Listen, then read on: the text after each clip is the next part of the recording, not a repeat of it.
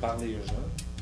C'est sûr que ça découlait de la stratégie d'action jeunesse du gouvernement, mais c'était des fonds qui étaient gérés régionalement pour des projets ancrés dans la réalité des jeunes.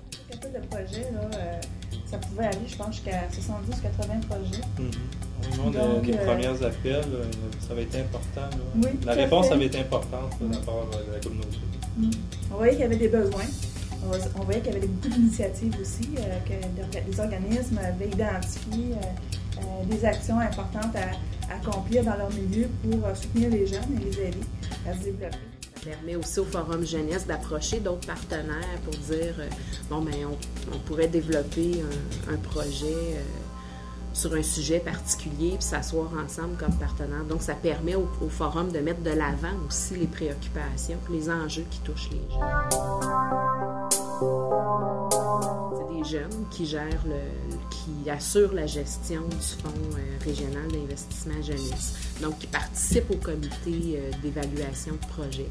Donc, ils ont vraiment à évaluer les projets en lien avec une grille qui a été montée. Ils ont à réfléchir au développement qu'ils veulent faire avec le FRIJ. Il faut dire aussi que les jeunes avaient un grand souci d'objectivité et d'équité. Il y avait des représentants, mais ce n'est pas non plus des jeunes qui devaient défendre nécessairement leur territoire ou leur secteur d'activité, mais plutôt apporter leur expertise. Et puis, on avait beaucoup d'expertise. On parle de jeunes, mais c'est de jeunes expérimentés.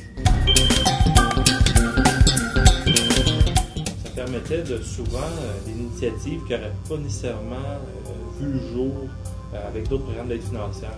Soit que la communauté avait un peu trop de difficultés ou c'était trop gros pour la communauté financièrement de soutenir ce projet-là. Fait qu'on en a un apport supplémentaire ou complémentaire à eux. Et aussi, ça demandait un exercice de réseautage puis de concertation aussi avec d'autres organismes du milieu. On demandait des lettres d'appui, on demandait aussi à ce que les ressources du milieu puissent être mises à contribution dans la réalisation des projets. Donc, ça demandait un dialogue, une concertation, puis des échanges de services. FRIJ, effectivement, a un bon effet de levier dans notre milieu en région. On a été à même de le constater, ne serait-ce que par les investissements qui sont générés par les partenaires régionaux dans les projets. Si on pense aux investissements du FRIJ, environ pour $1 qui a été investi, on peut évaluer de 2 à 3 $ d'investissement par le milieu. Donc, que ce soit en argent ou en ressources, en prêt matériel. Donc, ça permet au milieu aussi de se prendre en charge et de développer des initiatives pour répondre aux besoins de ces jeunes. Ce qui peut nous rendre fiers avec le FRIJ, c'est tout le développement des outils, les structures qu'on s'est données pour gérer ce fonds-là d'une façon professionnelle, le gérer en ayant toujours à l'esprit d'avoir une bonne analyse, de développer notre esprit critique, de s'assurer que les projets répondent bien aux besoins dans les milieux.